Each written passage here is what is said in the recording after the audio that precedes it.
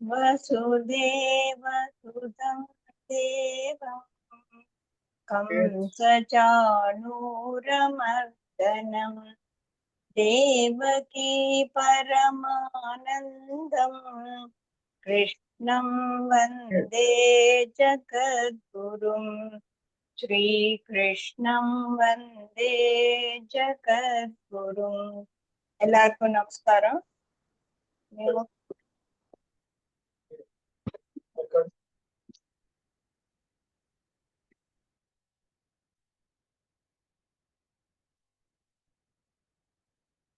நம்ம இப்ப பிக்ஷு கீதையில ஒரு 4வது வகுப்பு இது. இது ரொம்ப முக்கியமான ஒரு வகுப்பு அப்படின்னு சொல்லிட்டு நான் நினைக்கிறேன். கேக்குதுங்களா எல்லாருக்கும்? என் தம்பி, அக்கா, மாமா அப்படியே உங்க சொந்தக்காரங்க எல்லாமே கூட வர சொல்லுங்க. ஓகே. இவ்வளவு நேரம் நம்ம என்ன பார்த்தோம்னா, சொந்த பந்தம் சொத்து சுகத்தை எல்லாம் இழந்து அந்த அவந்திபூர் பிராமணன் நடுத்தருக்கு வந்துட்டான். சரி, அவனை ரொம்ப கஷ்டப்பட்டு பிக்ஷுவாயிட்டான். அவனை பிச்சைக்காரன் அப்படின்னு சொல்றதை விட it's a better term to use is பிக்ஷு. அதாவது பிக்ஷை எடுத்து அவன் பழைக்கக்கூடிய ஒரு நிலைமை. ஒண்ணுமே இல்லை, சொத்து சுதந்திரம், இடம் தங்கறதுக்கு இடம், போட்டுக்கிறதுக்கு துணி, இருக்கிறதுக்கு ஒரு பாதுகாப்பான எதுவுமே இல்லாம அவன் இருக்கான். இதெல்லாம் பார்த்துட்டு முதல்ல ரொம்ப மனசு கஷ்டப்படுறான்.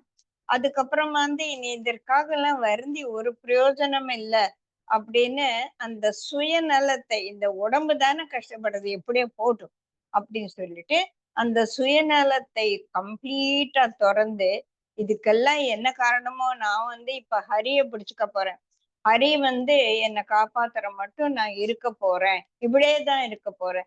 இதுக்கு அந்த ஒரு உறுதியான மனசு அவனுக்கு வந்துருச்சு.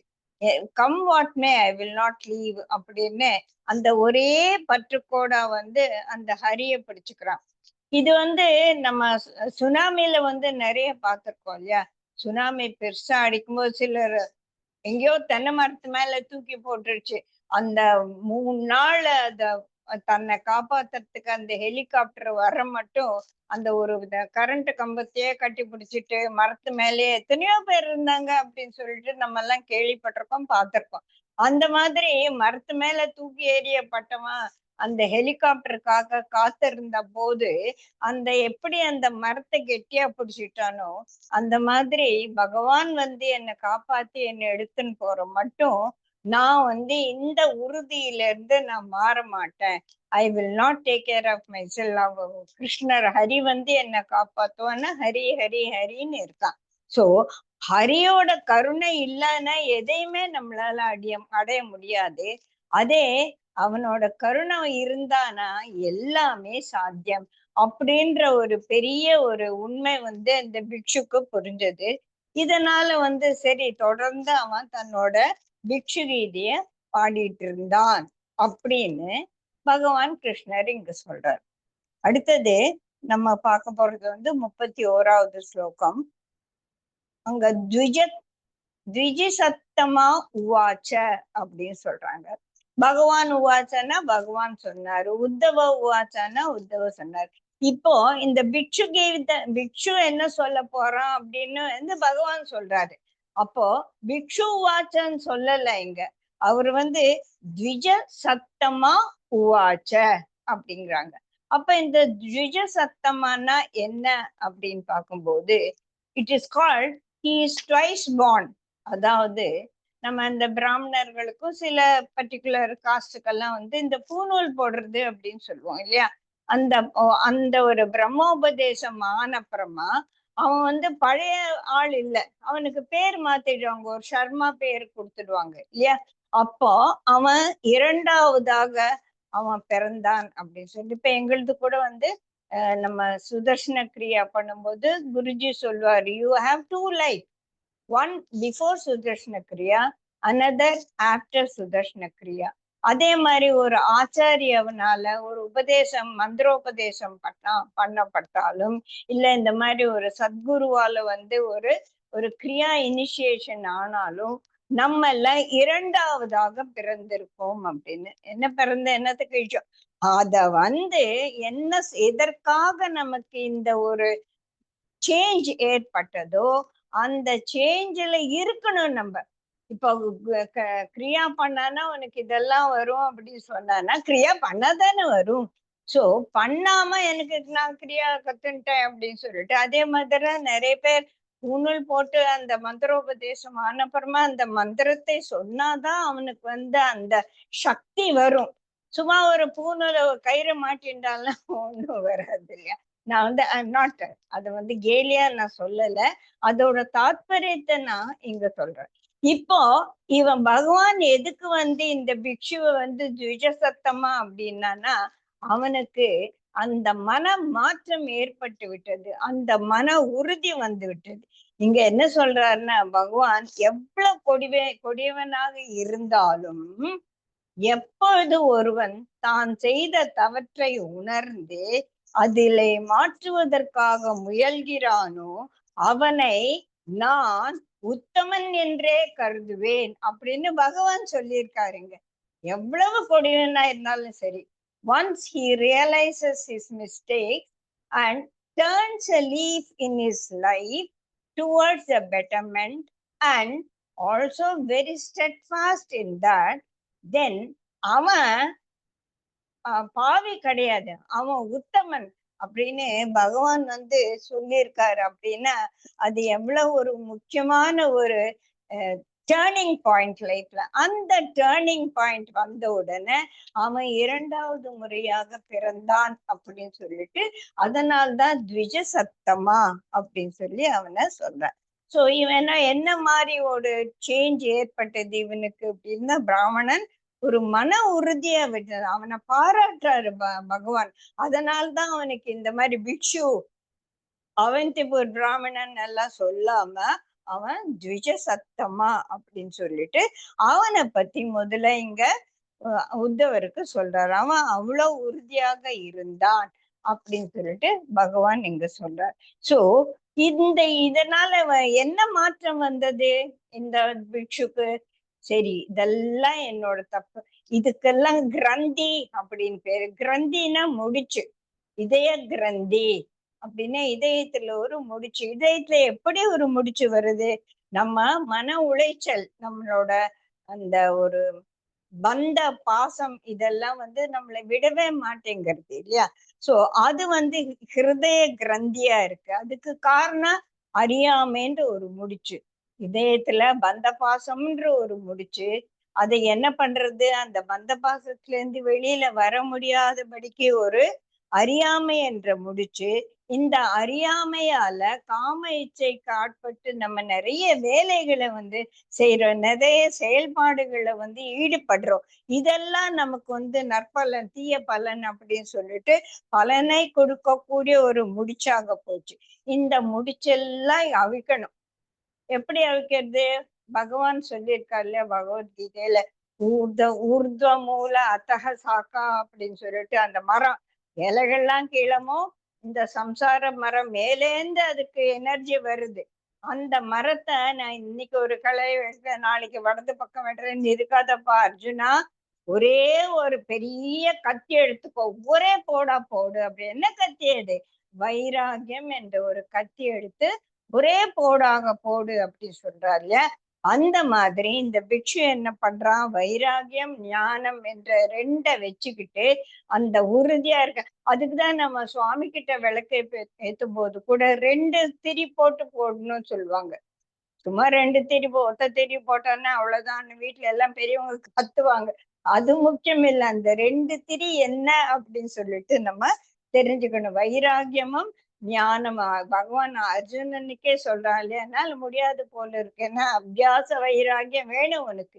இதெல்லாம் இப்போ இந்த மன உறுதி இந்த பிக்ஷுக்கு வந்துச்சு. No, I am not going to think about எதுக்கு என்ன ஏது, ஹரி வர மட்டும் நான் இந்த உடல் எப்படி வேணாலும் போட்டு நான் பகவானுடைய கருணைக்காக நான் காத்து கொண்டு இருப்பேன் அப்படின்னு சொல்லிட்டு தன்கிட்ட இருக்கிற அந்த கிரந்திகளை எல்லாம் அவர் ஒவ்வொன்னா சரி பண்ணிக்கிட்டே வர்றாரு.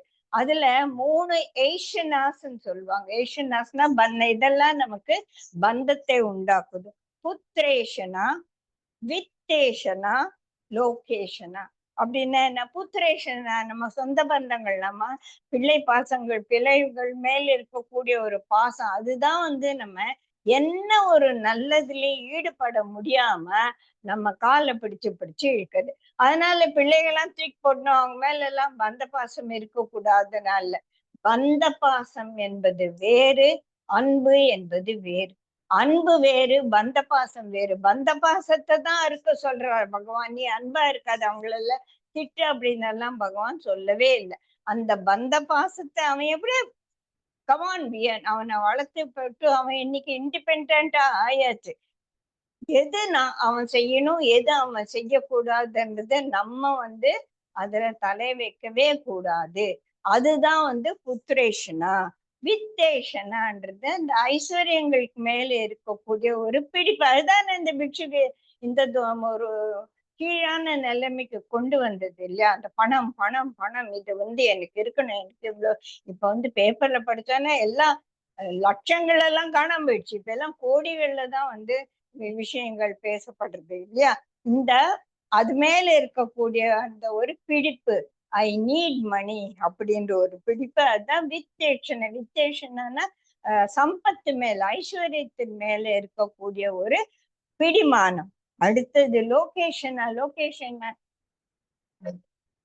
லோகேஷனா என்பது என்ன அப்படின்னா, எனக்கு பேரும் புகழும் வேணும் அப்படின்றதுல ஒரு உறுதி. அதுக்காக தலைகீழ என்னென்னோலாம் பாடுபடுறோம். அந்த பேரு புகழ் அது மேல இருக்கக்கூடிய ஒரு பிடிப்பு, இதெல்லாம் தான் கிரந்திகள். இந்த கிரந்திகள் எல்லாம் வந்து நம்ம முடிச்ச வைக்க மாதிரி அதெல்லாம் வந்து நம்ம ரிமூவ் பண்ணிட்டே இருக்கணும். இந்த ஒரு உறுதி அந்த இவனுக்கு பிக்ஷுக்கு வந்துடுச்சு. 32வதுல என்ன சொல்றான்னா, தன் மனம், மெய், புலன்கள், மூச்சு என்று எல்லாவற்றையும் தன் கட்டுக்குள் வைத்து கொண்டு சுற்றி திரியலானான். இது I don't know, I want nothing, I do nothing, I am nothing அப்படின்னு, நத்திங் பிலாங்ஸ் டு மீ அப்படின்னு அவன் சுத்தி தெரிந்தான். அப்போ அவனுக்கு வந்து ஒரு இடம் கிடையாது, துணிமணி கிடைக்காது, பார்க்க எப்படி இருப்பான்? பிச்சைக்காரனாட்டம் தான் இருப்பான். முடியெல்லாம் வளர்ந்து அழுக்கா வந்து அழுக்கழுக்கான ஒரு துணியெல்லாம் போட்டு, மெத்தாலும் வேண்டுமே போட்டு அந்த மாதிரி அவன் பிச்சைக்காரனா தெரிஞ்சிட்டு இருக்கும்போது மத்தவங்களுக்கு அவன் மேல வந்து ஒரு இழிவான ஒரு எண்ணம் வந்துடுச்சு. இப்போ அடுத்து ஒரு 10 ஸ்லோகங்கள்ல இந்த பிக்ஷுவை எப்படியெல்லாம் வந்து சமுதாயம் அவனை துன்புறுத்தியது அப்படின்னு சொல்லிட்டு தான் இப்ப நம்ம பார்க்க போறோம். அது வந்து அதை வந்து பெருசா விளக்கறதுக்கெல்லாம் அதுல ஒண்ணுமே கிடையாது. என்ன பண்ணாங்க, பாக்குறதுக்கு எப்படியோ இருந்ததுனால அவனை வந்து பிச்சைக்காரன்னு சொன்னாங்க சிலரு. சிலர் வந்து அவன் வந்து திருடன் அப்படின்னு சொன்னா, ஏய் இவன் முதல்ல ரொம்ப பணக்காரனா இருந்தான், அவன் பணத்தெல்லாம் வச்சுட்டு இங்க வந்து நம்மளை ஏமாத்திட்டு இருக்கான், இல்ல அவன் பணத்துக்காக திருடுறதுக்காக தான் வந்திருக்கான் அப்படின்னு அவன் மேல நிறைய விஷயங்கள் எல்லாம் சொல்லி அவனை துரத்தி அடிச்சிட்டு இருந்தாங்க. அவனோட துணிமணியை பிடுங்கிக்கிறது, அவன் ஏதோ அவன் பிச்சை எடுத்து சாப்பிடும்போது அந்த சாப்பாட்டுல மண்ணை போடுறது, அதுல தண்ணி விடுறது, அவன் எங்கேயோ போய் படுத்தானா அவனை காலால எட்டி உதைக்கிறது, ஒரு திண்ணையில வந்து உட்கார்ந்தானா இவன் திருடன் சொல்லிட்டு அவனை தூக்கி போடுறது, அவனை பார்த்து பயப்படுறது, அவனை வந்து திருடன் சொல்லிட்டு அவனை கட்டி வச்சு கல்லால் அடிக்கிறது, அவனை வந்து ஒரு பறவை மாதிரி ஒரு கூண்டுக்குள்ள போட்டு அடைக்கிறது, அவன் சாப்பாட்டை பிடிக்கிறது, அவனுக்கு இருக்கக்கூடிய திருவண்டு உடைமைகளையும் பிடிக்கி தண்ணியில விடுறது, விட வேண்டியது. அப்புறமா அவன் வந்து நல்ல ஒரு அந்த இதை வச்சுட்டு அவன் பூஜை பண்ணிட்டு இருந்தா அதையெல்லாம் தூக்கி போட வேண்டியது. இப்படி வந்து கணக்கில் அடங்காத ஒரு கஷ்டத்தை வந்து அவனுக்கு கொடுத்தது. ஆனா இதெல்லாம் என்னோட வினை பயன்தான், இதனால நான் யாருமே தப்பு சொல்ல முடியாது அப்படின்னு சொல்லி அவன் அதையெல்லாம் வந்து ரொம்ப சகிச்சுக்கிட்டான். சகிச்சுக்கிட்டதோட அல்லாம அதனால பத்தி டீப்பா சிந்திக்கலான இது போல் எல்லாராலும் உண்டாக்கப்பட்ட துன்பங்கள் எல்லாம் அவன் விதிவசத்தால் தான் வந்தது. இந்த உடல் உண்டாகும் துன்பங்களும் இது என்னோட முன்வினை பயன்தான் அப்படி சொல்லிட்டு அவன் எல்லாத்தையும் சகிச்சுக்கிட்டான். அது எவ்வளவு கஷ்டம் இல்லையா? இப்ப இந்த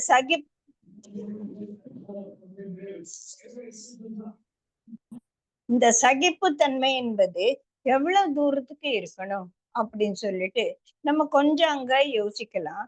இந்த சகிப்புத்தன்மை இப்போ எங்களோட சென்டருக்கு வந்து ஒரு ஒரு பொண்ணு வந்தா. அவ வந்து ரொம்ப நாள் கழிச்சு கிரியா எல்லாம் பண்ணிட்டு இவ்வளவு வரவே இல்லை, இப்பதான் நான் ஃபர்ஸ்ட் வரேன் அப்படின்னு என்னமான அவன் வந்து ரொம்ப வருத்தத்தோட இருந்தான். என்னன்னா எங்க அப்பா ஒரு சரியான குடிகாரன், 25 வருஷமா தினம் ராத்திரி குடிச்சிட்டு வந்து எங்க அம்மாவை அடிக்கிறது, இதுதான் அவனோட வேலை. ராத்திரி நாங்கெல்லாம் தூங்கிட்டு இருக்கும் போது வந்து எங்களால எழுப்பி அடிப்பான். இப்ப அந்த அப்பா செத்து போயிட்டாரு, அதனாலதான் என்னால கிரியாக்கு வர முடியும். இப்போ 25 வருஷமா இந்த ராத்திரியில வந்து அடிக்கிற ஹஸ்பண்ட பொறுத்துக்கணுமா பொறுத்துக்க கூடாதா? எனக்கு வந்து இது புரியவே மாட்டேங்குது. சகிப்புத்தன்மை என்பது வேணும், இல்லைன்னு சொல்லல. ஆனா எவ்வளவு தூரத்துக்கு நம்ம சகிச்சுக்க போறோம்? இந்த சகிப்புத்தன்மையை எவ்வளவு தூரத்துக்கு நம்ம நம்ம கிட்ட இருக்கிறவங்களுக்கு நம்ம சொல்ல போறோம்? இப்ப யாரோ வந்து இவ்வளவு மாதிரி இப்ப ஏத்து வீட்டுக்கு போய் பேசிட்டு இருந்தோம், அவங்களுக்கு வந்து ஹார்ட் ப்ராப்ளம் வந்து ஆப்ரேஷன் எல்லாம் ஆகி அந்த மாதிரி ரொம்ப தனியா வருத்தப்பட்டு இருக்காங்க. எல்லாம் சரியா போயிடும் அப்படின்னு நம்ம சொல்லலாம், அது தப்பு கிடையாது. இந்த மாதிரி எத்தனையோ பேருக்கு எவ்வளவோ கஷ்டமெல்லாம் வருது, இத கொஞ்சம் சகிச்சுக்கோங்க, காலங்கள் மாறும், சரியாயிடும் அப்படின்னு சொல்லலாம். இப்ப 25 வருஷமா அவன் புருஷன்கிட்ட அடி வாங்குறது பரவாயில்ல, 25 வருஷம் நீ அடி வாங்கிட்ட, இன்னொரு 10 வருஷம் அடி வாங்க அப்படின்னு சொல்றது எந்த விதத்துல நியாயம் தெரியல. சோ இந்த இடத்துல இந்த ஒரு சகிப்புத்தன்மையை நம்ம மத்தவங்களுக்கு வந்து சொல்லும் போதோ இல்ல நம்மளே அது வந்து வாழ்க்கையில கடைபிடிக்கும் போதோ எவ்வளவு தூரத்துக்கு நம்ம பிடிக்கணும்ன்றது அது அந்தந்த ஒரு இடத்தை பொறுத்தது. அதை பத்தி ஒரு டீட்டெயில் டிஸ்கஷன் நம்ம வந்து அடுத்த கிளாஸ்ல பார்க்கலாம், சரிங்களா? இந்த மாதிரி அவன் சகிப்புத்தன்மைய வந்து ஒரு உச்சக்கட்ட சகிப்புத்தன்மையா இருந்தது. அது வந்து அவன் எப்படி ஃபாலோ பண்ணா, அது எப்படி அவனால சாத்தியமாச்சு அப்படின்னு சொல்லிட்டு இப்போ அதை வச்சுட்டு 43வது ஸ்லோகம் தான் இதோட மிக மிக ஒரு உன்னதமான ஒரு ஸ்லோகம். பிக்ஷுகீதையோட அந்த சாராம்சமே அதுதான் அப்படின்னு சொல்லலாம். இது வந்து ஆக்சுவலா நான் கேட்டவங்க எல்லாம் என்ன சொன்னாங்கன்னா, இந்த ஒரு பிக்ஷுகீதையோட இந்த 43வது ஸ்லோகத்தை ஒரு பேப்பர்ல எழுதி நம்ம செவுத்துல ஒட்டி வச்சுக்கணும். அத வந்து நம்ம திருப்பி திருப்பி சொல்லிக்கிட்டே இருக்கணும். காலையில இருந்து எப்படி ஒரு பூஜை புனஸ்காரம் பண்றோமோ அந்த மாதிரி இந்த பிக்ஷுகீதையில இருக்கக்கூடிய இந்த 43வது ஸ்லோகத்தை நம்ம மனப்பாடம் பண்ணி வச்சுக்கணும் அப்படின்னு சொன்னாங்க. அது என்னன்னு பார்க்கலாம். த்விஜ உவாச்ச நாயம் மனோமே சுகதுக்க ஹேதுர்னா தேவாத்ம கிரக கார்ம காலாக மனஹ பரம் கர்ம காரணம் ஆனந்தி சம்சார சக்கரம் பரிவர்த்ததே. நாயம்னா இல்லை, அது கிடையாது. எது? மக்கள், ஜனா கிடையாது. மக்களா என்னோட துன்பத்துக்கு சுகதுக்கத்துக்கு காரணம் இந்த பீப்புள், மக்களா கிடையாது. தேவதைகளா கிடையாது. என்னோட ஆத்மாவா, என்னோட உடலா கிடையாது. கிரக காலங்களா, இந்த கிரகங்கள் தான் என்ன படுத்துறதா கிடையாது. அப்ப நான் செஞ்ச கர்மமா, அதுவும் இப்ப வந்து நீ அந்த காரணத்துக்கு ஒண்ணும் பண்ண முடியாது. இல்ல இந்த கால நேமின்னு ஒருத்தன் உட்காந்து கால சக்கரத்தை ஓட்டிட்டு இருக்கானே, அந்த காலம்தான் காரணமான கிடையாது. அப்ப எதுடா காரணம்? மனக பரம், மனதை தவிர எதுவுமே இதற்கெல்லாம் காரணம் இல்லை என்று பெரியவர்கள் சொல்லியிருக்காங்களா. ஆமனந்தி, the great people, they have outstaged. உனக்கு வர கஷ்டத்துக்கெல்லாம் காரணம் உன் மனசுதான் அப்படின்னு சொல்லியிருக்காங்க.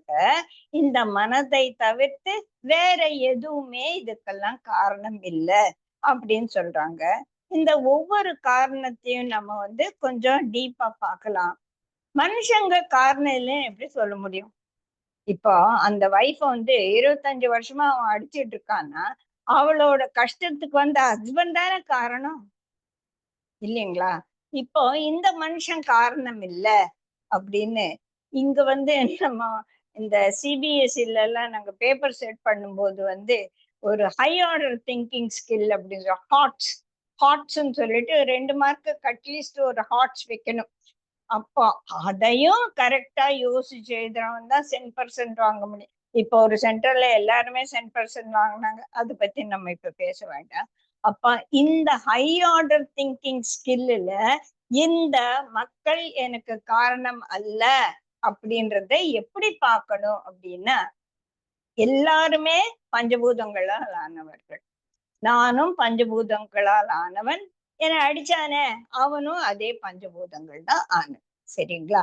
ஒரு ஒரு பஞ்சபூதத்துல இப்ப தண்ணியை அடிக்க முடியுமா? காத்து அடிக்க முடியுமா அப்படின்னு பார்த்து அதுல மனசுல அதிலேந்து விடுத்து அந்த ஒரு நிலை எவனும் காரணம் இல்லை, என் தலைவிதின்னு நான் சொல்ல முடியாது. இப்ப தலைவிதியும் காரணம் இல்லைன்னு சொல்லிட்டாங்க. இப்போ இந்த மனசுதான் காரணம் அப்படின்னா அவன் ஏதோ குருஜி அவன் ஏதோ சொல்லிட்டு போயிட்டான். இப்ப இந்த பிக்ஷு மேல கூட எல்லாரும் மண்ணை தூக்கி போட்டு அவன் போயிட்டான். அவன் போய் நல்லா தூங்கிட்டு இருக்கான்.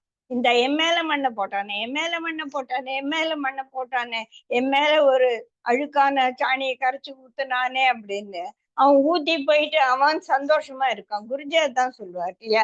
அவன் என்னோ ஒண்ணு சொல்லிட்டு போயிட்டான். அவன் போய் ஜாலியா அவங்க வீட்டுல சினிமா பார்த்துட்டு இருக்கான். நீ அனாவசியமா அவனு தூக்கி இந்த மேல் மாடியில ஒரு ரெண்டே இல்லாம அவன் உட்கார வச்சுக்கிட்டு அதையே பத்தி நீ குழம்பின்னு இருக்க அப்படின்னு. அப்போ அவன் சொன்ன வார்த்தை எனக்கு துன்பத்தை கொடுத்ததா, என் மனசு அந்த வார்த்தைய புடிச்சுக்கிட்டு தொங்குதே அது எனக்கு வந்து துன்பத்தை கொடுத்ததா அப்படின்னும் போது இது வந்து அதுக்கு நம்ம சொல்லுவோம். நான் சாப்பிடும் போது வந்து நாக்கு வந்து பல்லு வந்து நாக்கு கடிச்சிருச்சுன்னா இந்த பல்லால் தான் இந்த பிரச்சனை. நான் இந்த மாதிரி டென்சர் அந்த தூக்கி போட்டலாம், பல்லெல்லாம் தூக்கி போடவா முடியும் இல்லையா? இப்போ நம்ம சும்மா இந்த ஒரு கண்ணாடியை நம்ம இப்படி போடும்போது இந்த இது வந்து கண்ணை குத்திடுது இல்லையா? எங்க ஹஸ்பண்டுக்கு அந்த மாதிரி கண்ணை கொத்தி ஒரு 10 நாள் வந்து ரத்த கலரையா இருந்தது கண்ணு. அது வந்து ஒரு பெரிய கஷ்டம்தான், வலி இல்லைன்னு நம்ம சொல்ல முடியாது. இப்போ நம்ம கண்ணை தப்பு சொல்லுவோமா, கைய தப்பு சொல்லுவோமா? சோ இந்த கண், மூக்கு, காது, வாய் இதெல்லாம் வந்து ஒவ்வொன்றுக்கும் ஒரு அதிர்ஷ்டான தேவதைன்னு இருக்கு இல்லையா? அப்போ அந்த அதிர்ஷ்டான தேவதை தான் நான் தப்பு சொல்ல முடியுமா? சோ நான் மனக தேவதாவும் அதுக்கெல்லாம் காரணம் கிடையாது. என் கை என் கண்ணை குத்துச்சுன்னா இது வந்து வாயு தேவதை, இது வந்து அக்னி தேவதை. அக்னி தேவதையும் வாயு தேவதையும் சண்டை போடுறாங்க அப்படின்றத அந்த அளவுக்கு நம்மளால யோசிக்க முடியாட்டாலும், அந்த ஒரு ஞானம் இல்லாட்டாலும், அதெல்லாம் ஹாட்ஸா இருந்தாலும் நம்ம என்ன பண்ண முடியும்? ஒண்ணுமே பண்ண முடியாது இல்லையா?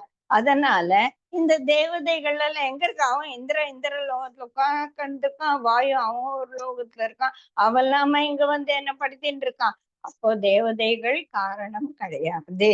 நான் பண்ண கர்மா பண்ணிட்டேன். எப்ப கர்மா பண்ண? போன ஜென்மத்துல பண்ண கர்மா இந்த ஜென்மத்துல அனுபவிச்சுட்டு இருக்கேன். அதுக்கு இப்ப என்ன பண்ண முடியும்? திருப்பி போய் நம்ம வந்து அதெல்லாம் சரி பண்ண முடியுமா? If Guruji சொல்வார், if you handle your presence properly, your future will be taken care of. You can't do anything about your past.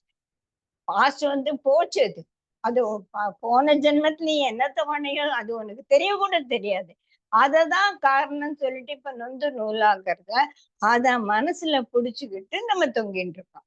கிரகங்கள் காரணம் அப்படின்னு எத்தனை தடவை போய் நம்ம ஜாதகத்தை பார்த்து கைஜோசியம் பார்த்து என்ன பார்த்தாலும் நம்ம கிரகங்கள் நமக்கு வந்து ஏதோ ஒரு விதத்துல அது வந்து they have their influence. இல்ல அதுக்கு வந்து நம்ம பிறந்த நேரம் காரணம். நான் மட்டும் சனிக்கிழமை ஏன் பிறந்தேன், ஞாயிற்றுக்கிழமை Sunday child has far to go அப்படின்வாங்க. அப்ப நான் ஃபாரின்ல எல்லாம் போய் படிச்சிருப்பேன் இல்ல, ஏன் தான் சனிக்கிழமை பிறந்தேனோ, நான் செத்து போயிட்டு திருப்பி சண்டே பிறகுன்னா அதெல்லாம் முடியாது இல்லையா? சோ அந்த பிறந்த நேரத்துலயும் ஒரு பெரிய கன்ஃபியூஷன், எது கரெக்டான நேரம், அந்த நேரத்துல கிரக நிலைகள் எப்படி இருந்தது, அந்த எந்த கிரகம் எப்படியோ இருந்துட்டு போட்டும். இப்போ அந்த கிரகங்கள் தான் காரணம்னு எவ்வளவு பரிகாரம் செஞ்சாலும் அது வந்து நம்மளோட துன்பத்தை வந்து எடுக்கவே முடியாது, அதை மாற்றவே முடியாது. சோ மனுஷர்கள் காரணம் இல்ல, தேவர்கள் காரணம் இல்ல, நான் பண்ண கர்மாதனா ஒண்ணும் பண்ண முடியாது, கிரகங்கள் காரணமானா அதுக்கும் காரணம் இல்லை. ஆனா நமக்கு ஒரு கஷ்டம் வரும்போது, எனக்கு இப்ப சனி தசை, 7.5 சனி படுத்துறது அப்படின்னு சொல்லுவோம். 7.5 சனி போய் முடிக்கிறதுக்குள்ள அஷ்டம சனி வந்துடும். அது போறதுக்குள்ள அஷ்டம சனி, அதுக்கப்புறமா ஒரு சனி திசையே ஆரம்பிச்சிடும். எப்ப பார்த்தாலும் பேட் டைம் தான் அப்படின்னு சொல்லிட்டு நமக்கு தோன்றது இல்லையா? பிரபாவத்துக்கு ஒரு சிரிப்பா வருது. எப்ப பார்த்தாலும் நாங்க பேட் டைம் தான், ஏதோ நடுவுல கொஞ்சம் கொஞ்சம் நல்ல டைம், அதுக்கெல்லாம் நம்ம ஒண்ணுமே பண்ண முடியாது. சோ இந்த மனசை நம்ம ஹேண்டில் பண்ணோம். அதனால்தான் என்ன சொல்றேன், காலம் வந்து பரிவர்த்தனைக்கு உட்பட்டது. காலம் மாறிட்டு குருஜி சொல்வார் இல்லையா, எதுவுமே காலச்சக்கரம் மேலேயே இருக்காது, கீழே வரும், கீழே இருக்கிறது மேல போகும். இது வந்து மாற்றமொன்றே மாறாதது. கஷ்ட காலமும் நிலைச்சு இருக்க போறதில்ல, நல்ல காலமும் நிலைச்சு இருக்க போறதில்ல, எல்லாமே மாற்றத்துக்கு உட்பட்டது. இத விட்டுட்டு நம்ம முதல்ல மனசை என்ன பண்ணணும் அப்படின்னு சொல்லி யோசிக்கணும். So that's why people say mind your mind and watch it from behind. அந்த மனசை நீ வந்து முதல்ல நீ கத்துக்கோ அப்படின்னு சொல்லிட்டு சொல்றாரு. சரி, இந்த இப்ப வந்து விட்டுலாம், தேவதை காரணம் கிடையாது, கிரகம் நல்ல காரணம் கிடையாது, கர்மம் காலம் எதுவுமே காரணம் கிடையாது. அப்ப எதுதான் காரணம்? மனசுதான் காரணம். இந்த மனசை நான் என்ன பண்றது? மனசு ஏன் காரணமா இருக்கு? எதற்காக மனசு நம்மளை இப்படி படுத்துறது அப்படின்னா, மனம் என்ன பண்ணுது? இந்த புலனுகர்வுகள் பின்னால ஓடுறது, சென்சஸ், இந்த பஞ்ச ஞானேந்திரிய கர்மேந்திரியங்கள் வழியாக செயல்பாடுல இறங்குது. இந்த செயல்பாடுகள் இறங்கும் போது நல்ல வேலை கெட்ட வேலை அப்படின்னு, சத்துவ ரஜஸ் தமஸ் அப்படின்னு இந்த ஒரு குண பரிவர்த்தனை ஏற்பட்டுக்கிட்டே இருக்கு இல்லைங்களா? சோ இந்த சத்துவ ரஜஸ் தமசுன்னு மாறி மாறி குணபேதத்தை பகவான் கிருஷ்ணரே சொல்லிட்டா, இந்த குணங்கள்ல இருந்து நீ ஒண்ணும் தப்பிக்கவே முடியாது, அப்ப ஏன்டா இந்த மாதிரி பண்ணி தொலைக்கிற அப்படின்னு கிருஷ்ணனை தான் நம்ம போய் கேட்க வேண்டியிருக்கு இல்லையா? இதனால இந்த ஒரு புலன் பின்னால போறது, இந்த ராகத்வேஷம் ஏற்படுறதுனால வரக்கூடிய ஒரு பிரச்சனைகள், இதெல்லாமே சேர்ந்து நமக்குள்ள ஒரு உலகத்தை கிரியேட் பண்ணுது. அது சமஷ்டி விஷ்டின்னு சொல்ல, நம்மளோட இதுன்னு சொல்லுவோம், பரிவர்த்தனைக்கு உட்பட்ட ஒரு பெரிய உலோகம். இதுல வந்து எல்லாரோட கர்மாவும் சேர்ந்து அந்த காலத்தை ஓட்டின்னு இருக்கு அப்படின்னு சொல்லலாம். நமக்குள்ள ஏற்பட்டுக்கிட்டோம், நமக்குள்ள சிருஷ்டி பண்ணிக்கிட்டோமே ஒரு உலகம், அந்த உலகத்துக்கு வந்து நிறைய வர்ணங்கள் வந்து அதாவது வெள்ளையா இருக்கும்போது, சத்துவமா இருக்கும்போது வெள்ளையா இருக்குது, செம்மை வர்ணம் வருது, கருமையா இருக்கு, ரொம்ப தமசிக்காந்தவனுக்காக ஒரு கருமையான ஒரு லோகத்தை படைச்சிருக்கோம் அப்படின்னு சொல்றோம் இல்லையா? இது எல்லாமே சேர்த்து என்ன வந்து சத்துவ ரஜஸ் தமஸ்ன்னு சொல்லிட்டு என்ன மாத்திக்கிட்டே இருக்கு. இந்த சத்துவ ரஜஸ் தமஸ் வந்து பகவான் என்ன சொல்றாருன்னா, அதெல்லாம் வந்து சத்துவ குணம் உன்னை மேல ஏத்தும், ரஜோ குணம் உன்னை இப்படியே வச்சிருக்கும், தமோ குணம் வந்து உன்னை காலை பிடிச்சு கீழே இழுக்கும். ஊர்தம் கச்சந்தி சத்வாகா மத்தியே திஷ்டந்தி ராஜசா ஜகன்ய குண விருத்தி அதோ கச்சந்தி தாமசாகான்னு பகவத்கீதையில கிருஷ்ணரே சொல்லிடுவார். அப்போ இந்த சத்துவமா நான் இருக்கேனா, ராஜசமா இருக்கேனா, தாமசமா இருக்கேனான்றதுக்கு பக்கத்து வீட்டுக்காரனோ என் கால கிரகமோ காரணம் இல்லை. நான் சிருஷ்டி செஞ்சுக்கிட்டு இருக்க என்னோட உலகம், அந்த உலகத்தை யார் சிருஷ்டி பண்ணுது? நானே தான் பண்ணேன். அப்போ சரிப்பா, இதெல்லாம் நான் என்ன பண்ணணும் அப்படின்னா, அடுத்த ஸ்லோகத்துல இந்த மனச நீ என்ன பண்ணணும்? நான் என்பது இந்த மனசா, இல்லைன்னா நான் என்பது இந்த ஆத்மாவா? ஆத்மாவுக்கு வந்து ஒரு குணமும் கிடையாது. நம்ம ஈஷாவாஷ உபநிஷத்துல இவ்வளவு பெருசா படிச்சோம் இல்லையா? இந்த ஆத்மாக்கு எதுவுமே கிடையாது. நான் அப்ப அந்த ஆத்மாவா? சரி, நீ இந்த மனசு கிடையாது, இந்த உடல் கிடையாது, நீ அந்த ஆத்மான்னு சொல்லிட்ட. ஆனா அப்ப அந்த ஆத்மாவிலேயே நான் நிலைச்சிருக்க என்ன பண்ணணும் அப்படின்றதுக்காக இப்ப வந்து நம்ம பார்க்க போறோம். இது முண்டக உபநிஷத்துல ஒரு கதை. எனக்கு வந்து ருக்மணியோட பையன் தான் ஞாபகம் வருது. நான் 2014 அப்ப வந்து அவன் வந்து 6 வயசோ என்னவோ தான். அவனும் என்னோட பகவத்கீதை கிளாஸ்க்கு வந்தான். இந்த முண்டக உபநிஷத் கதையை வந்து நான் சொல்லிட்டு இருக்கேன். அவன் வந்து அழகா அதை புரிஞ்சுக்கிட்டு 2 பறவைகளா ஒரு பேப்பர்ல போட்டு எனக்கு கொடுத்தான் பாருங்க. எனக்கு வந்து நானும் எங்க ஹஸ்பண்ட் அப்படியே சிலுத்து போயிட்டோம்.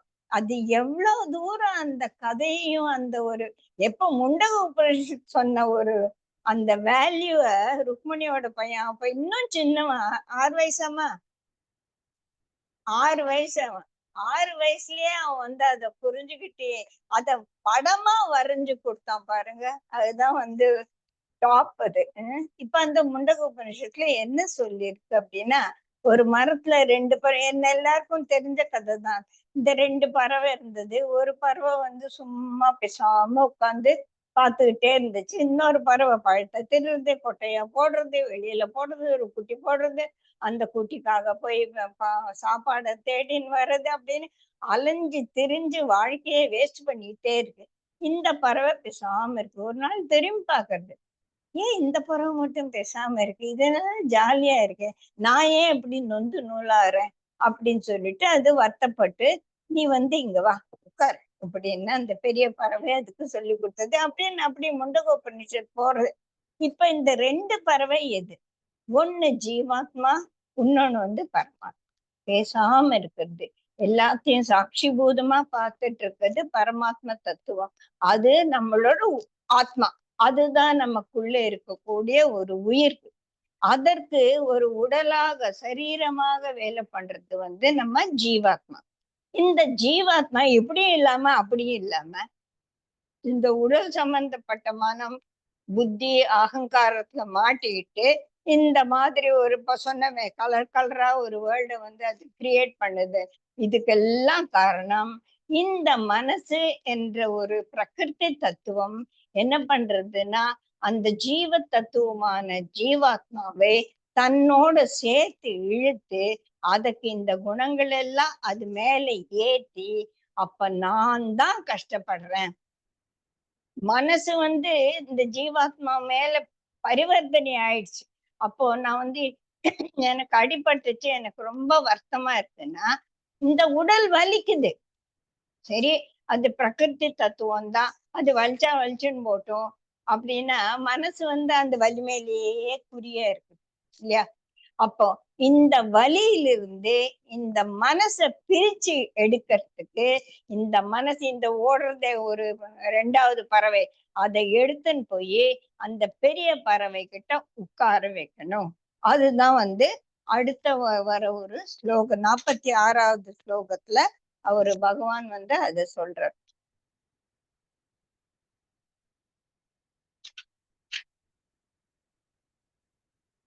இதுக்கெல்லாம் என்ன பண்ணணும்னா, நீ இந்த மனசை வந்து கையாள தெரியணும். மனசை எப்படி கையாளுறது, இரு நான் சொல்லித்தரேன் உனக்கு. பகவான் வந்து அந்த மாதிரி நம்மள விட்டுட மாட்டார். எல்லாத்துக்கும் அவர் பகவத்கீதையில அர்ஜுனனுக்கு புரியற மட்டும் 200 ஸ்லோகங்கள்ல சொன்னாரு இல்லையா? இங்க யாருக்கு சொல்லிட்டு இருக்காரு? உத்தவருக்கு சொல்லிட்டு இருக்காரு. அவர் ரொம்ப புத்திசாலி, அதனால அவ்வளவு எல்லாம் ஒண்ணும் சொல்ல வேணாம், கொஞ்சம் சொன்னாலே அவர் புரிஞ்சுக்குவாரு. இப்ப இதெல்லாம் புரிஞ்சுக்கிறதுக்கு நமக்கு ஒரு உத்தவர் மாதிரி ஒரு மனோநிலை வேணும். வந்துச்சா வந்துச்சு, சோ நம்மளும் அது வந்து புரிஞ்சுக்க போறோம். உள் உணர்வானது, அதாவது ஜீவாத்மா மனதின் செயல்பாடுகள் எல்லாவற்றையும் கவனித்துக் கொண்டு இருந்தாலும் அது செயலற்றது. அது ஒண்ணுமே செய்யல, அது செயலற்று இருக்கிறது.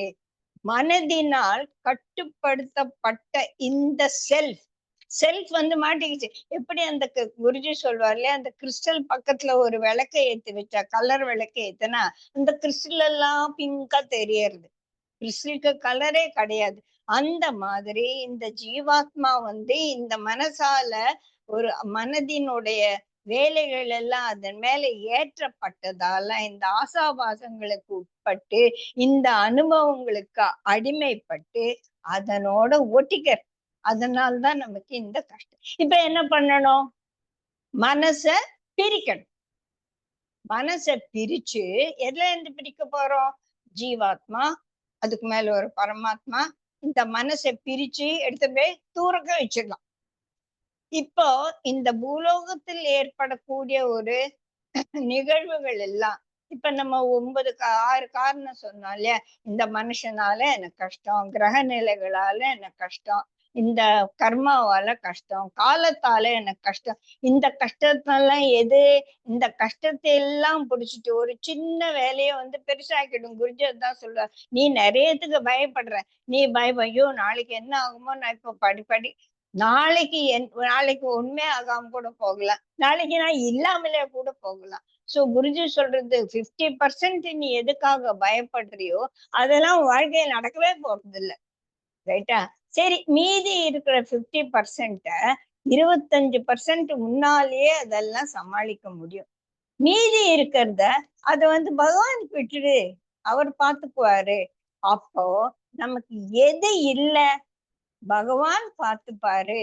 நான் தான் இந்த பிக்ஷு அந்த ஹரிய கெட்டியா பிடிச்சுட்டு இருக்கானே, இந்த சுனாமில மேல தூக்கி போட்டவன் அந்த மரத்தை பிடிச்சுட்டு இருக்க மாதிரி நம்ம ஒரே ஒரு ஃபெய்த்தை பிடிச்சுக்கணும். அதை பிடிச்சுக்கிட்டு இருந்தானா நமக்கு கஷ்டங்கள் எல்லாம் அப்படி கீழே சுனாமி அடிச்சுட்டு இருக்கு, நான் எங்க இருக்கேன்? மரத்து மேல உட்கார்ந்து இருக்கேன். நான் சுனாமில இல்ல, சுனாமி கீழே தான் அடிச்சுட்டு இருக்கு இல்லையா?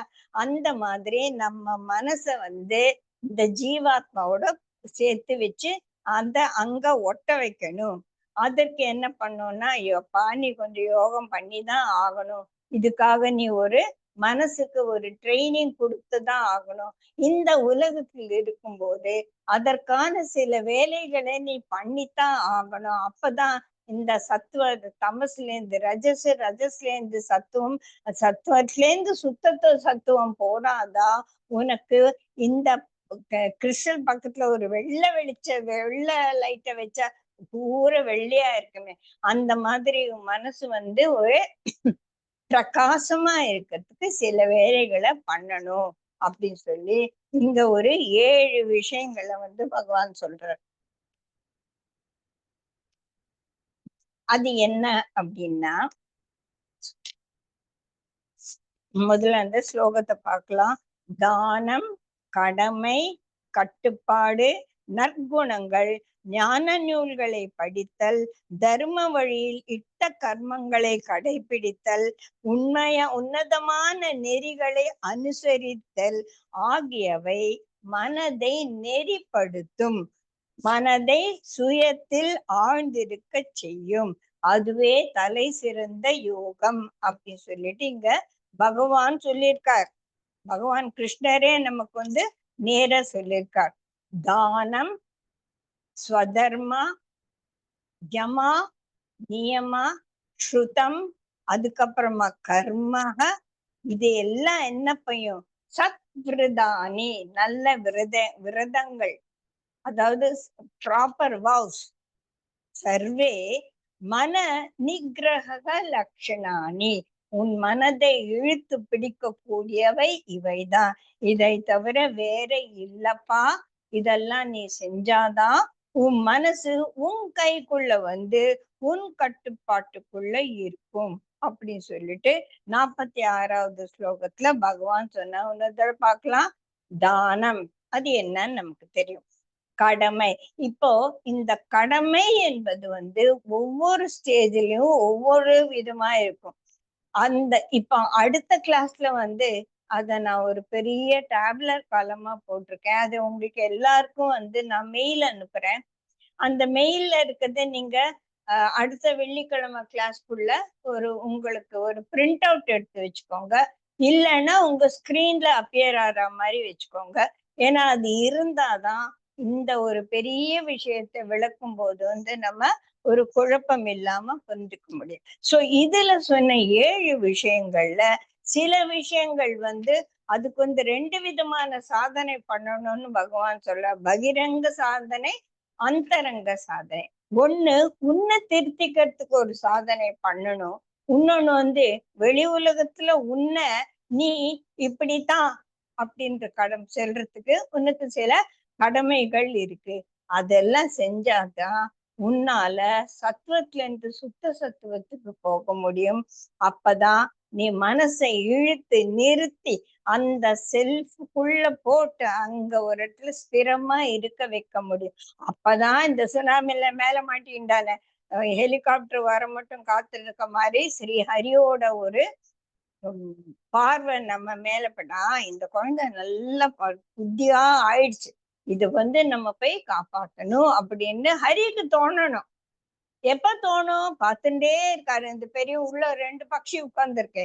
அந்த பட்சி என்ன பார்த்துட்டே இருக்கு. நீ எப்ப இந்த கொட்டையை தின்னு முட்டையை போடுற வேலையை நிறுத்திட்டு எப்ப நீ ஒரு ஆத்ம நிகிரகத்துல இருக்க போறியோ உனக்கு நல்ல புத்தி வந்துடுச்சு. இப்போ நான் உனக்கு ஹெல்ப் பண்ணணும்.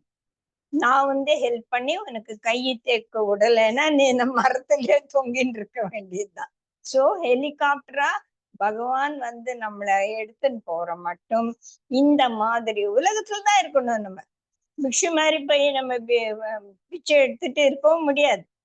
அதுதான் ஒவ்வொரு ஸ்டேஜையும் எப்படி இருக்கணும்னு சொல்லிட்டு நம்ம அடுத்த கிளாஸ்ல ரொம்ப டீட்டெயிலா பார்க்க போறோம். இப்போ இந்த விஷயங்கள் என்னென்ன சொல்லிட்டு தானம் பண்ணணும், அது சேரிட்டி, அதெல்லாம். இப்போ இந்த கிளாஸ்ல அந்தரங்க சாதனைய நம்ம டீட்டெயிலா பார்க்க போறோம்.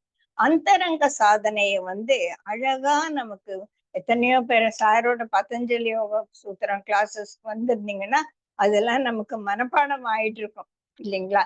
சோ அந்த சூத்திரங்க பதஞ்சலி என்ன சொல்றார், ஒரு அஷ்டாங்க யோகத்தை நமக்கு சொல்லியிருக்காரு. ஐ திங்க் நம்ம முதல்ல எடுத்ததே பதஞ்சலி யோக சூத்திரம் தான். ஃபர்ஸ்ட் நம்ம ஆர்ட் ஆஃப் லிவிங்ல சேர்ந்து இன்னொருத்தருக்கு கிளாஸ் எடுக்கணும்னு நினைச்சதே பதஞ்சலி யோக சூத்திரம். அப்ப ஐ திங்க் நம்ம 3 பேர் தான் நினைக்கிறேன். அந்த பதஞ்சலி யோக சூத்திரத்துல நிறைய விஷயங்கள் இருக்கு. அதுல முக்கியமானது அஷ்டாங்க யோகம் அப்படின்னு. இப்ப அந்த அஷ்டாங்க யோகம் என்னன்னா யமா, நியமா, ஆசனா, பிராணாயாமா, பிரத்யஹாரா, தியானா, தாரணா, சமாதி. இந்த 8 விஷயங்கள் தான் அஷ்டாங்க யோகம். இதுல கடைசி 3 ஹை ஆர்டர் திங்கிங் ஸ்கில் ஹாட்ஸ்ன்னு விட்டுலாம். தானா, தியாரணா, சமாதி அது ஆர்ட் ஆஃப் லிவிங்ல இப்ப சையம் பண்ணவங்களுக்கு எல்லாம் தெரிஞ்சிருக்கும். அது அப்புறமா வச்சுக்கலாம், நம்ம இன்னொரு நாள் அதை பார்க்கலாம். சோ முதல்ல இருக்க யமா, நியமா, asana.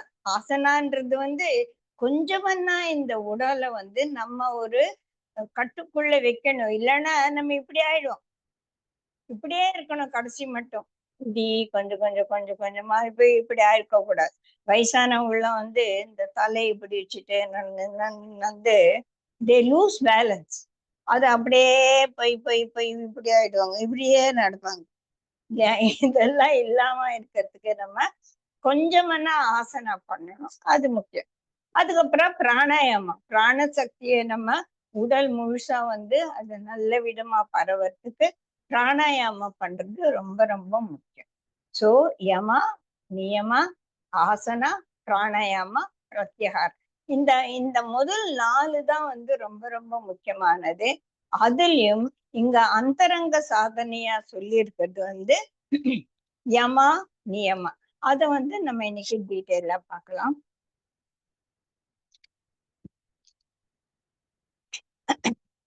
யமான்றது what you have to follow. இந்த வாழ்க்கையில நான் எதையெல்லாம் கடைபிடிச்சா இந்த சமுதாயம் என்னை ஒரு நல்லவனாக ஏற்றுக்கொள்ளுமோ. சோசியல் ரூல்ஸ், சொசைட்டில நான் இருக்கணும்னா இதெல்லாம் இருக்கு. அது யமா. அதுக்கப்புறமா நான் எனக்கே நல்லவனா இருக்கணும் இல்லையா, பர்சனல் வேல்யூஸ், அது நியமா. சோ இந்த யமான்றத வர்ச்சூஸ்ன்னு வச்சுக்கலாம். அது என்னன்னா முதல் 5 yama, 5 niyama, 5 social values, 5 personal values. Ahimsa, satya, asteya, brahmacharya, aparigraha. இந்த 5 அஹிம்சா, இந்த 5 yama, virtues you have to follow. இதெல்லாம் நமக்கு தெரியும். இருந்தாலும் கொஞ்சம் கொஞ்சமா அது இந்த இடத்துல அதுக்கு ஒரு எக்ஸ்பிளனேஷன் பார்க்கலாம். அஹிம்சா அப்படின்னா எல்லாத்தையும் பிறருக்கு துன்பத்தை ஏற்படுத்தக்கூடாது. காயா மனசா வாச்சா யாருக்கும் நான் துன்பத்தை கொடுக்க கூடாது. என் மனதாலும் என் உடலாலும் என்னுடைய பேச்சாலும் நான் யாருக்குமே ஒரு துன்பத்தை தரக்கூடாது. இதுதான் அஹிம்சா. அஹிம்சான ஹிம்சை படுத்தாம இருக்கக்கூடாது. நான் ஒரு 4 வேலைக்காரன் வந்தா கூட அவளை கூட என்னத்தை பெருசா கேட்டுட்டேன், பாத்திரம் நல்லாவே தேய்க்கல அப்படின்னு சொல்றத, பாத்திரம் நல்லா தேய்க்கணும்னா கொஞ்சம் இங்க சரியா இல்ல, இது 1 தடவை தேய்ச்சிடு அப்படின்னு சொல்றது ஒண்ணு. என்னத்தான் பாத்திரம் தேய்க்கிற, வந்தா ஏதோ ஆட்டிட்டு போற அப்படின்னு சொல்லும் போது I am hurting her inner feelings இல்லைங்களா? சோ நம்மளோட ஒவ்வொரு வார்த்தையும் அது தர்ம வழியில இருக்கணும். எது கரெக்டோ அது பேசணும். எனக்கும் பேச தெரியும் அப்படின்றதுக்காக வாயில வந்ததெல்லாம் சொல்லி மத்தவங்களோட மனசை குத்தி கிழிக்க கூடாது. இப்ப நம்ம சொன்னோம் இல்லையா, என்னோட சகிப்புத்தன்மை இல்லாம போறதுக்கு காரணம் மத்தவங்களோட பேச்சு அப்படின்னு. அப்ப நான் அந்த மாதிரி இருக்கணும்ல. நானும் ஒரு மனிதன் தான். நான் மற்றவங்களுக்கு ஒரு துன்பத்தை ஏற்படுத்தாம இருக்கணும் இல்லையா? அப்ப இந்த மனிதன் அந்த மனிதனுக்கு தொல்லை கொடுக்கல இல்லையா? இந்த மனிதனுக்கு அந்த மனிதன் தொல்லை கொடுக்க கூடாது அப்படின்னு நினைச்சா இந்த மனிதனும் அந்த மனிதனுக்கு தொல்லை கொடுக்காம இருக்கணும் இல்லையா? தொல்லைன்றது என்ன?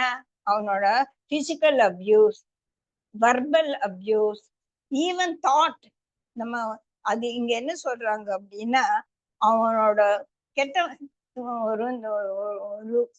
ஒரு சில குவாலிட்டிஸ் ஆஃப் பக்கத்து வீட்டுக்காரனோ எட்டு வீட்டுனா இல்ல நம்ம சொந்தக்காரங்களோ அவங்களோட குணம் எனக்கு சரிபடல, அது பேட் குவாலிட்டிஸ் நான் நினைக்கிறேன்.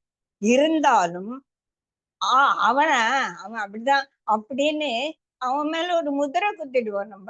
அது கூட ஹிம்சை அப்படிங்கிறாங்க. அது கூட நம்ம பண்ணக்கூடாது.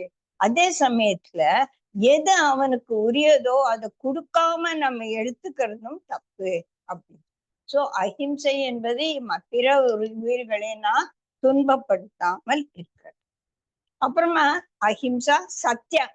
இந்த சத்தியம் என்பது நான் சத்தியமா சொல்றேன், இந்த சத்தியம் தான் நமக்கு தெரியும் இல்லையா? சத்தியம் என்பது ஆனஸ்டி இன்.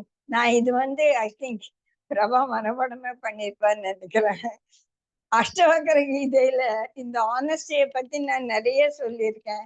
இப்ப நான் இதெல்லாம் விட்டுட்டான்னு அவன் என்ன சொல்லுவான், பிரபா என் தலையில கூட்டுவான், நீ அப்ப சொன்ன இப்ப நீ சொல்ல மாட்டேன்றது. Honesty in thought, word and deed, அதுதான் சத்தியம். Being honest in our thoughts, words and deeds and also speak. எதை பேசணுமோ பெரியவர்களால் ஒத்துக்கொள்ளப்பட்டு இதை நீ ஒரு சமுதாயத்தில் சொல்லக்கூடிய வார்த்தைகள் தான் அப்படின்னு ஒரு கேட்டகரைஸ் பண்ணதான் நான் பேசணும். வீட்டுல பேசுறதெல்லாம் நான் சமுதாயத்தை வீட்லயும் பேசக்கூடாது. வீட்டுல தனியா இருக்கும்போது என் மனசுல தோன்றதே தப்புங்கிறாங்க. அத சமுதாயத்துல ஒரு 4 பேர் இருக்கும்போது அந்த மாதிரி வார்த்தைகளை சொல்லுவது சத்தியத்தை மீறுவதாகும். இப்ப இந்த சத்தியம் என்றது ஒரு பெரிய விஷயம்.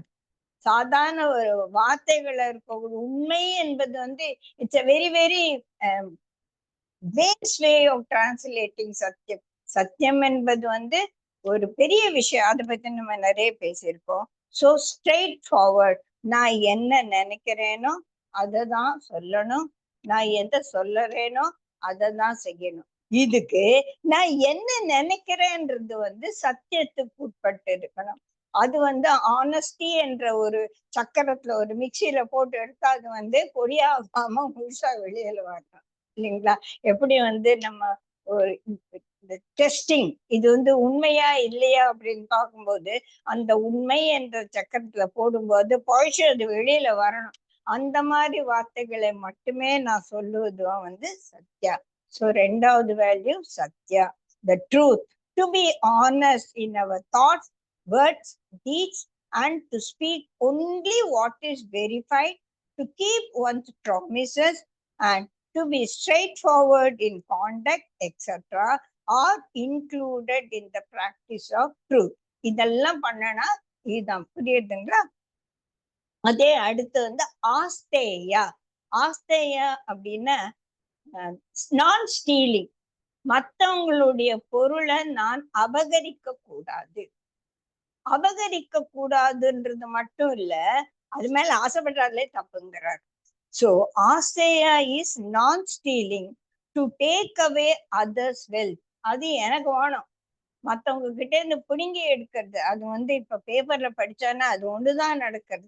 யார்கிட்ட இருந்து எவங்கிட்ட இருந்து எதை பிடுங்கி வச்சுக்கலாம், அது குடிக்கலன்னா அவனை போட்டு திருட்டு போயிட்டே இருக்க வேண்டியது. இந்த மாதிரி வந்து நம்மளோட சோசியல் வேல்யூஸ் ரொம்ப ரொம்ப ரொம்ப ரொம்ப கீழ்த்தரமா போயிடுச்சு. சரி, நம்ம எப்படி இருக்கணும்? ஆஸ்தேயா, நான் ஸ்டீலிங், மற்றவங்களுடைய பொருளை அபகரிக்க கூடாது. எங்க அப்பா சொல்லுவார், நான் அதுல முதலே கூட சொல்லியிருக்கேன், இவ்வளவுதான், ஒரு 5 ட்ரெஸ் 6 ட்ரெஸ் போட்டுக்கிறதுக்கு ஒண்ணு இருக்கணும், ஒரு மழையில நனைஞ்சா வந்து போறதுக்கு ஒரு 4, மிஞ்சி போனா ஒரு கல்யாணத்துக்கெல்லாம் போடணும் ஒரு 5 ட்ரெஸ். நீ 10 ட்ரெஸ் வச்சிருந்தா யாரோ உடைய ஒரு 5 ட்ரெஸ் நீ திருடிட்டு இருக்க.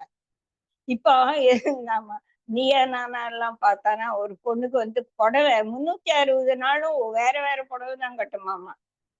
அந்த 365 நாள் இந்த வருஷம் கட்டினதா அடுத்த வருஷம் கட்டாதம்மா. அதனால அவன் வந்து ஷெல்ஃபா கட்டி கொடுத்துருக்காரு ட்ரெஸ் வச்சுக்கிறதுக்கு. அப்புறமா இவங்க அப்பா அம்மா ரூம்ல எல்லாம் கூட ட்ரெஸ் வச்சுக்கிட்டாளாமா. அது கூட பத்தலன்னு அவன் ட்ரெஸ் வைக்கிறதுக்கே ஒரு ரூம் கட்டி கொடுத்தாங்களாமா. இதெல்லாம் எவ்வளவு பெரிய திருட்டு பாருங்க. இதுதான் இது திருடு. எத்தனையோ பேருக்கு இருக்க வேண்டிய ஒரு சொத்தை நம்ம பூட்டி வச்சிருக்கோம். ஹோர்டிங் தானே இது, இல்லையா? இப்போ அரிசியெல்லாம் ஹோல்ட் பண்ற மாதிரி நீ வந்து பிரத்தியும் ஹோல்ட் பண்ணிட்ட, ட்ரெஸ்ஸையும் ஹோல்ட் பண்ணிட்ட. இது வந்து தேவைக்கு அதிகமாக இருந்தா அது எல்லாமே நான் திருடியதாக அர்த்தம் அப்படின்னு வந்து ரொம்ப ஸ்ட்ரிக்டா சொல்றாங்க. To take away others well, not pay anyone's due. அவனுக்கு கொடுக்க வேண்டியதை கொடுக்கல. இப்போ வேலைக்காரிக்கு வந்து 1ஆம் தேதியான சம்பளம் கொடுக்கணும், என்ன பெருசா கொடுக்கட்ட என்ன, ஒரு 15ஆம் தேதி கொடுத்துடலாம். அப்ப 5-15 நாள் அந்த பணம் நம்ம கையில இருக்கும் இல்லைன்னா, அப்ப அந்த 15 நாள் அவ எவ்வளவு கஷ்டப்படுவா இல்லையா? சோ 1ஆம் தேதி அவளுக்கு சம்பளம் கொடுக்கணும்னா அந்த 1ஆம் தேதி கொடுக்காம அந்த சம்பளத்தை நான் வச்சிட்டு இருந்தேன்னா 2ஆம் தேதி 3ஆம் தேதி 4ஆம் தேதி எல்லாம் அவளோட பணத்தை நான் திருடி வச்சுட்டு இருக்கேன் அப்படின்னு தான் அர்த்தம், இல்லையா? சோ யாருக்கு எது டியூவோ அதை நான் கொடுக்காம இருக்கிறது வந்து இங்க ஸ்டீலிங். அதே சமயத்துல ஒருத்தன் வந்து நல்லா பேசினாங்கன்னா அவங்கள வந்து புகழ்ந்து பேசணும், அவனை அப்ரிஷியேட் பண்ணணும். அப்ரிஷியேட் பண்ணக்கூடிய ஒரு விஷயம்னு எனக்கு தெரியுது, ஆனா என்ன பெருசா பேசிட்டான் அப்படின்னு அந்த ஒரு கோவத்தினால அந்த அப்ரிசியேஷனையும் நான் முழுங்கிடுறேன். அதுவும் திருட்டுத்தனம்தான் அப்படிங்கிறாங்க இங்க. Not share with others, or what is due to others, do not give it back, then also it amounts to stealing. அதுக்கு ஆஸ்தேயா அப்படின்னு. அடுத்தது வந்து பிரம்மச்சரியா. பிரம்மச்சரியன்னு எல்லாருக்குமே தெரியும். ஒரு ஒரு செக்ஸ்ல வந்து ஒரு நீதி நியமனத்தோடு இது வந்து பிரம்மச்சாரி அந்த 18 இயர்ஸ் மட்டும் ரொம்ப ஸ்ட்ரிக்டா ஃபாலோ பண்ணணும். அதுக்கப்புறம் ஃபாலோ பண்ண வேண்டாம்னு கிடையாது. அதுக்கப்புறமா நீ அந்த காம உணர்ச்சிகளுக்கு வந்து இடம் கொடுக்கறது உன் வாழ்க்கையில வந்து ஒரு விதத்துல அது நியாயம். சம்சாரிகளுக்கு காம உணர்ச்சி இருக்கலாம், அதுவும் ஒரு லிமிட்டுக்குள்ள இருக்கணும். என்னதான் வைஃபா இருந்தாலும் அவனை ஆசை இல்லாம தொடு, அவனுக்கு விருப்பம் இல்லாம தொடுவது வந்து பிரம்மச்சரியத்துக்கு எதிரானது. சோ இந்த பிரம்மச்சரியம் என்பது இந்த காம உணர்ச்சிகளுக்கு நம்ம வாழ்க்கையில எவ்வளவு இடம் கொடுக்கிறோம், அது தர்மத்துக்கு உட்பட்டு இருக்கிறதா அப்படின்ற பாக்குறது தான் பிரம்மச்சரியம். இது வந்து காம உணர்ச்சின்றது வந்து தோல் சம்பந்தப்பட்டது, துரு உணர்ச்சி சம்பந்தப்பட்டது. அப்போ மத்த 4 இந்திரியங்களுக்கும் என்ன வேணா பண்ணலாமா? அதுவும் கிடையாது, அதுவும் பிரம்மச்சரியத்துக்குள்ள வரணும். நீ எதை பார்க்கணுமோ அததான் பார்க்கணும். நீ பார்க்க கூடாதத பார்க்கணும். நீ பார்க்க கூடாதத பார்ப்பது பிரம்மச்சரியத்துக்கு அகேன்ஸ்ட். நீ எதை சாப்பிடணுமோ அததான். சோ இந்த மற்ற நம்ம ஞானேந்திரியங்களையும் நம்ம கட்டுக்குள்ள வச்சுட்டு இருக்கிறதும் பிரம்மச்சரியம் தான் அப்படின்னு சொல்றாங்க. அடுத்தது அப்பரிக்கிரகா. அப்பரிக்கிரகா இப்ப நம்ம முதலே அதை பார்த்துட்டோம், ஆசையாவிலே பார்த்துட்டோம். ஹோர்டிங் எல்லாத்தையுமே சேர்த்து ஹோர்டிங்க்கு aparigraha. To avoid collecting all that is not essential, தேவை இல்லாதது. Lead a life of need based, not desire based அப்படி சொல்றோம் இல்லையா. சோ நீட் பேஸ்டுக்கு மேல இருக்கிறது எல்லாமே அப்பரிக்கிரகா அப்படின்னு சொல்றோம். இந்த 5 அஹிம்சா, சத்யா, ஆஸ்தேயா, பிரம்மச்சரியா, அப்பரிக்கிரகா, இது எல்லாம் சோசியல் வேல்யூஸ். டைம் இருந்தா 5 minutes. அடுத்தது நியமா, அத பாத்துடலாம்னு நினைக்கிறேன். யமா பார்த்துட்டோம். நியமா ஸ்டடி ஆஃப்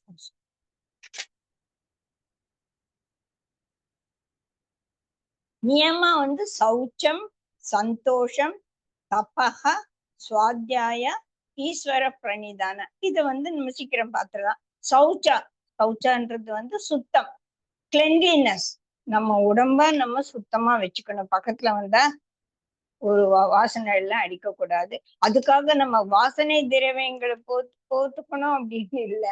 நம்ம சுத்தமா இருக்கணும். சௌச்சா எதுல? உடம்புல மட்டும் சுத்தமா இருந்து பிரயோஜனம் இல்ல.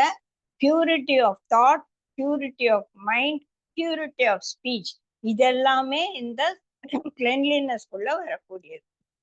அடுத்தது சந்தோஷம். சந்தோஷம் அப்படின்னு நான் சந்தோஷமா இருக்கேன் அது கிடையாது. சந்தோஷம் இத பத்தி நிறைய சொல்லியிருக்கேன் நான் கிளாஸ். இட் இஸ் கண்டென்ட்மெண்ட், திருப்தி அப்படின்னு சொல்லுவோம் இல்லையா.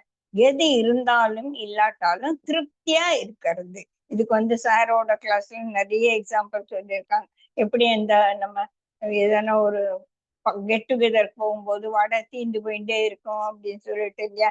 கிடைச்சாலும் கிடைக்காட்டாலும் நம்ம மனசு திருப்தியை வச்சுக்கணும். சோ இங்கதான் அந்த மனசுதான் காரணம், இதெல்லாம் காரணம் இல்லை அப்படின்றது. இதெல்லாம் நம்ம டீப்பா யோசிக்கும் போது ஓஹோ, இதுக்கெல்லாம் நம்ம மனசு ஒரு வடை கிடைக்கலன்னு கோபம் வர்றது அது சந்தோஷத்துக்கு அகைன்ஸ்ட் இல்லையா. வடை கிடைச்சாலும் கிடைக்காட்டாலும் எவ்வளவு சந்தோஷமா இருக்க எல்லாருமா சேர்ந்து அப்படின்ற ஒரு திருப்தியோட இருக்கிறது தான் சந்தோஷா என்ற second value. Contentment, being satisfied with what you get after putting forth effort. இப்போ நிறைய நான் வடையே நான் தான் சுட்டேன், 24 வடை விட்டேன், எல்லாரும் ஆளுக்கு 3 தின்ட்டு போயிட்டாங்க, எனக்கு ஒரு வடை கூட இல்லை அப்படின்னா இட்ஸ் ஓகே, எல்லாரும் சந்தோஷமா சாப்பிட்டாங்க இல்ல, அது எனக்கு திருப்தி தான் அப்படின்னு குருஜி சொல்வார். நான் எவ்வளவு கஷ்டப்பட்டு சாப்பாடு பண்ணேன் எங்க ஹஸ்பண்டுக்காக, அவர் நல்லா இருக்குன்னே சொல்லல அப்படின்னு அவர் என்ன சொல்வார், நீ ஹஸ்பண்டுக்காக நீ சமைக்கிறிய அதுதான் உனக்கு சந்தோஷம். அவன் நல்லா இருக்குன்னு சொன்னாலும் சரி, நல்லா இல்லைன்னு சொன்னாலும் சரி, அந்த ஏன்னா நான் எங்க ஹஸ்பண்டுக்காக பண்றேன், நான் என் குழந்தைங்களுக்காக பண்றேன் அப்படின்ற போது அந்த செயலிலேயே ஒரு சந்தோஷத்தை காண்பதுதான் சந்தோஷா, திருப்தி. அதுக்கு அடுத்து மூன்றாவது வேல்யூ தபஸ். தபஹான என்ன? ஆஸ்டரிட்டி. இது நம்ம இப்போ யோகா அப்படின்னு சொன்னோம் இல்லையா, காலையில இருந்து யோகா பண்ணணும் அப்படின்னா அத நான் ஒரு தவமா பண்ணணும். 6:30 மணிக்கே நான் யோகா கிளாஸ் போகணும்னா எத்தையோ மாட்டிக்கிட்டு போயிடணும். அதுல ஒரு நேர்மையோட இந்த வேல்யூஸ் எல்லாம் அங்க நம்ம ஃபாலோ பண்ணணும். அதுல நான் நேர்மையா இருக்கணும், ஏமாத்த கூடாது, அத நான் ஸ்ட்ரிக்டா பண்ணணும். ஏதோ இது கால் தூக்குறேன்னு அப்படி பண்ணணும். கைய தூக்குறது கூட அவன் எப்படி தூக்க சொல்றானோ அந்த மாதிரி தூக்குறது, இதெல்லாம் ஒரு தபஸா பண்ணணும். எது பண்ணாலும் அத மன நிறைவோட உள்ளார்ந்த ஒரு இன்ட்ரெஸ்டோட பண்றதுதான் தபஸ். ஆஸ்டரிட்டி விச் இன்க்ளூட் பிசிக்கல் பெனன்ஸ், ஃபோர்பேரன்ஸ் இங்கதான் வருது. இந்த சகிப்புத்தன்மை என்பது தபஸ். தபஸ்னா என்ன? தபஹ அப்படின்னா மனசு அலைப்பாயறது இல்லையா? தாபம் அப்படின்னு தமிழ்ல சொல்றோம் இல்லையா? தாபம். எப்ப அந்த தாபம் வருது? நம்ம மனசு நம்ம கட்டுக்குள்ள இல்லாத போது அந்த தாபம் வருது. அந்த தாபத்தை நம்ம கைக்குள்ள வச்சுக்கிறது தபஸ் இல்லையா? சோ சோ இதெல்லாம் அந்த ஒரு குவாலிட்டி எனக்குள்ள இருக்கணும். அப்பதான் இந்த ஃபொர்பேரன்ஸ் எல்லாம் நமக்கு வரும். இல்லைன்னா எங்க இருந்து வரும்? அந்த ஏதோ ஒண்ணு நடந்து சரி இத ஒரு தபஸா எடுப்பேன் நானு அப்படி. So austerity include physical penance, forbearance of all pinpricks. எவனா ஒருத்த சொல்லிட்டு போயிட்டான், அவன் போயிட்டான். சோ அத சகிச்சுக்கிறது. அந்த சகிப்புத்தன்மை என்பது இந்த தபஸ்லயே வந்துடும். அப்போ நம்ம இந்த யமானியமால இந்த தபஸ நம்ம ஸ்ட்ரிக்டா ஃபாலோ பண்ணலன்னா நமக்கு எங்கேருந்து ஃபொர்பேரன்ஸ் வரும்? எங்கேருந்து சகிப்புத்தன்மை வரவே வராது. அது உள்ளே நுழையாது. ஸோ எங்கேயே நம்ம தப்பு பண்ணிட்டோம்.